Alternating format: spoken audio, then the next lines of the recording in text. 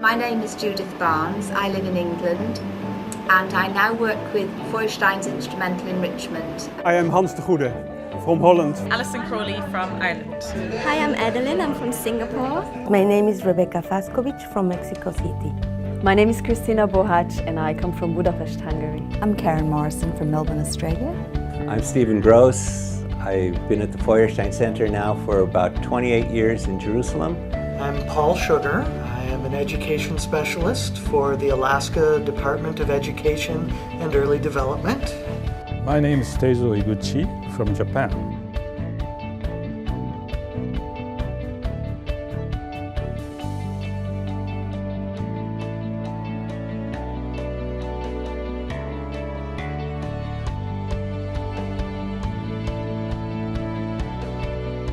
Feuerstein method is built from two layers, I would say. One layer is the belief system that you can change human beings, that human beings are open systems. We are not just chromosomes, we are not just genes, we are not just body, we are not just physiology.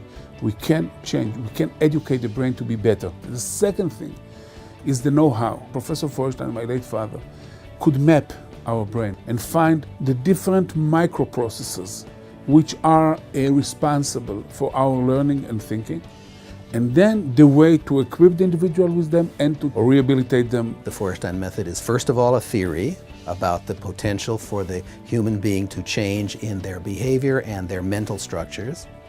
And secondly, it is a series of applied systems to assess and then to intervene, to teach.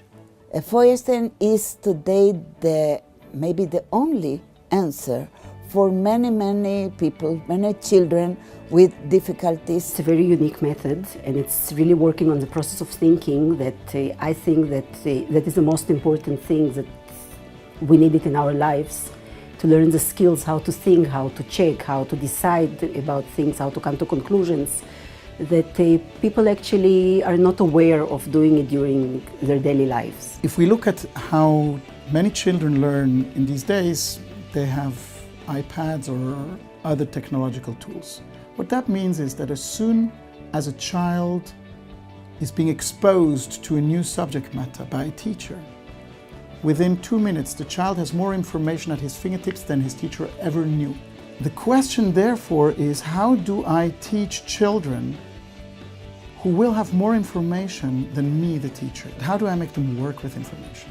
I used it first in my own class and I was satisfied and surprised at the results. I also started to use the way of working, the mediating style, when I'm giving just normal extra lessons in math or economics or business and management. It is now recognized as being effective at all levels of age, all levels of functioning, all levels of disability. We're training the method through a network of franchised training centers, of which we have more than 80 in 35 countries, all throughout the world. We have interesting research projects in different countries, but it is never enough, and this is for a very simple reason, because Feuerstein method can be used with very different populations. And basically you need to do research with children and adults, with people with specific clinical problems, or with regular students who want to improve their thinking skills. And for each of these fields and populations you need a separate research project. I've been working in Slovakia with the gypsies. There were about 23, 24 children, 6, 7 years old, that never learned any academic skills, and suddenly we had to assess them and to sit them next to the table and to work with them, and it was exceptionally interesting. We work with Indians in Venezuela. I work with the population in Guatemala also, that some of them are very low, but not because they are not able to learn, because they have no mediation that help them to open themselves to the learning processes in school or in university. The Feuerstein Institute in Israel is the platform where we continuously research and develop new applications of the method, new directions and new programs which are based on the Feuerstein method.